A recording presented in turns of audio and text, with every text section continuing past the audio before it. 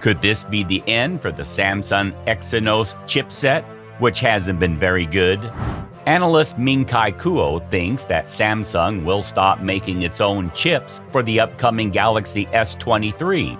This is because Exynos 2200 promised a lot but didn't deliver. The next flagship 5G chip, SM8550 Snapdragon 8 Gen 2 TSMC 4nm, will likely make Qualcomm the only processor supplier for the Samsung Galaxy S23, compared to 70% of the Galaxy S22, he said in a tweet. He then shot down Samsung's own chip-making business by saying that the 4nm Exynos 2300 won't be used because it can't compete with SM8550 in all ways. He said that the chip doesn't compare well to the Snapdragon 8 Gen 2, which, because of TSMC's design rule, will be more powerful and efficient than its predecessor.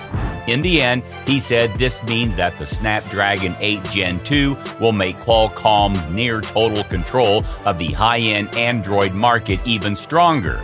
He tweeted, "The high-end market is less affected by the economic downturn, and therefore the market share gain will considerably benefit Qualcomm and TSMC."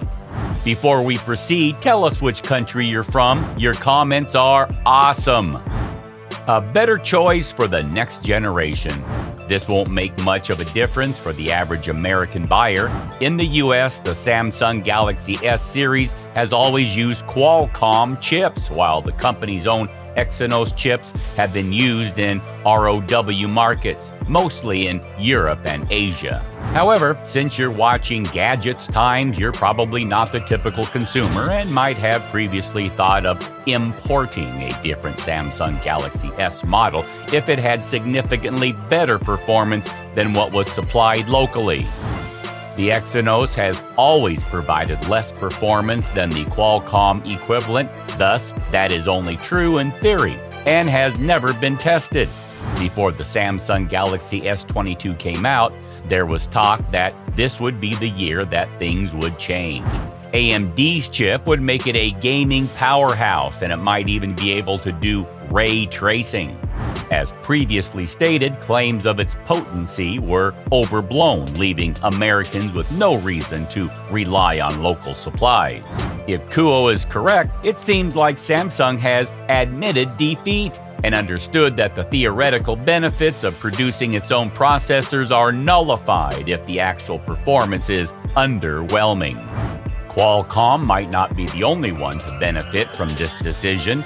The cheaper Galaxy A32 used MediaTek last year, and there was even a strange rumor that the S23 might do the same.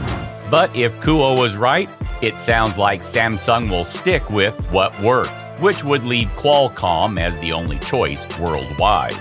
So this concludes our video for today. We hope you enjoyed it. If you did, please hit the like button and remember to subscribe to our gadgets-friendly channel, Gadgets Times.